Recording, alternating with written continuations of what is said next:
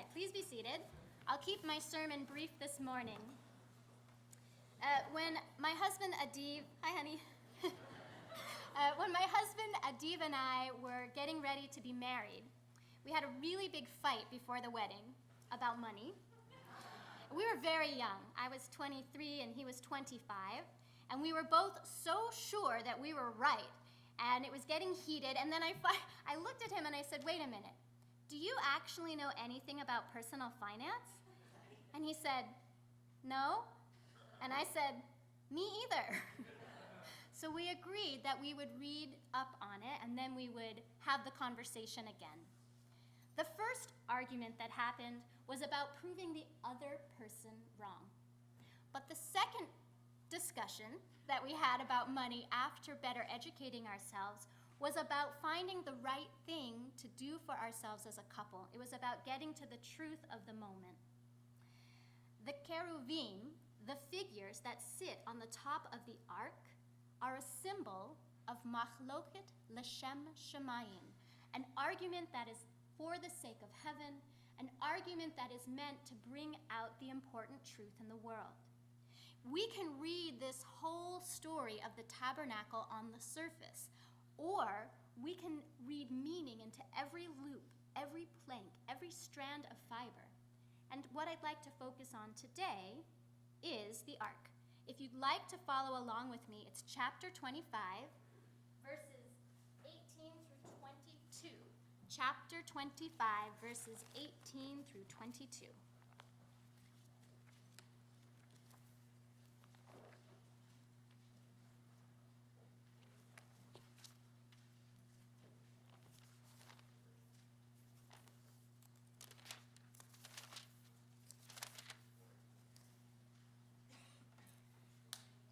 Page 488.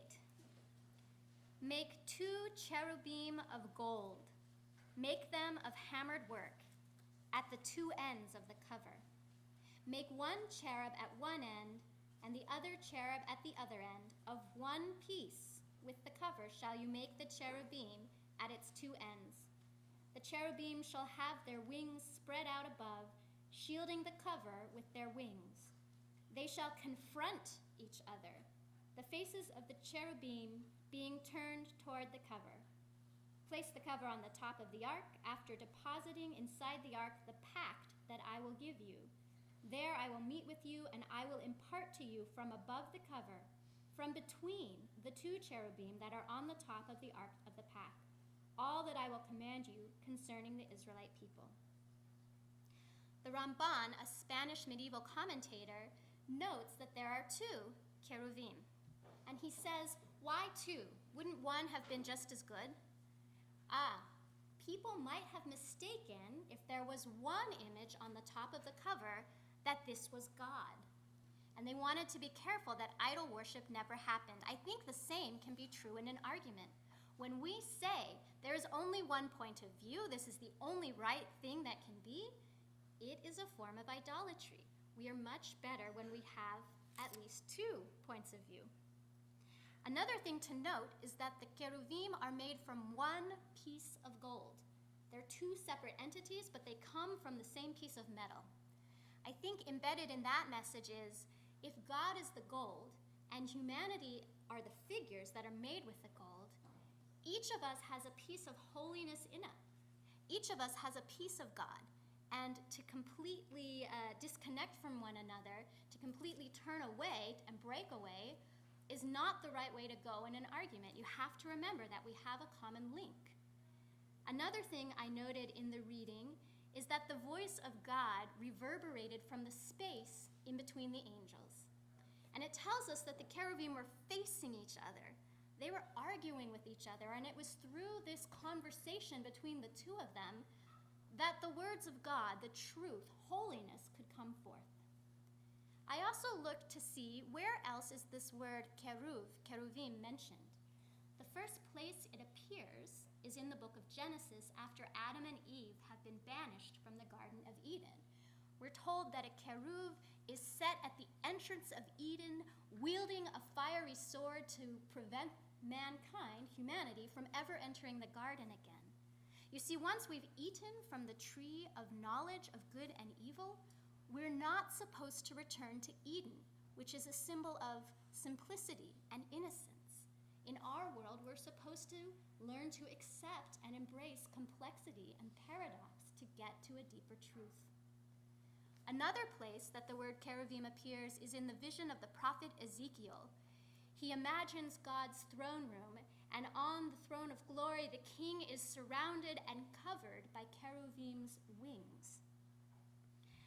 And also in our portion, the wings are covering the ark, the word of God.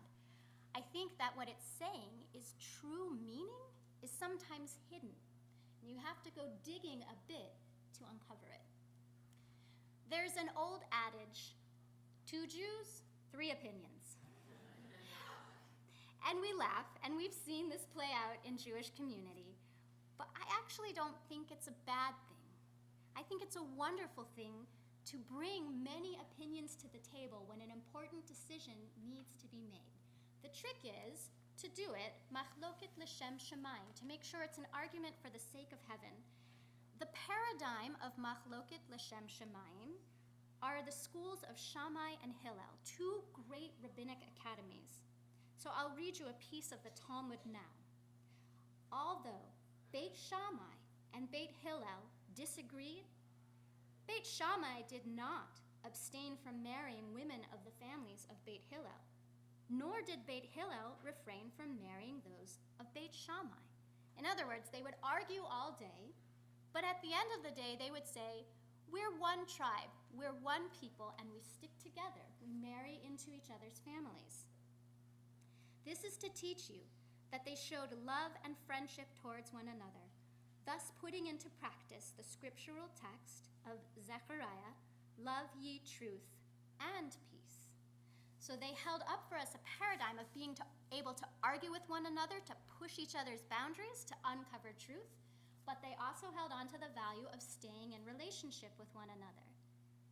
Adiv and I have been married 14 years now. Hopefully we'll get to 15 after this sermon. And we still argue.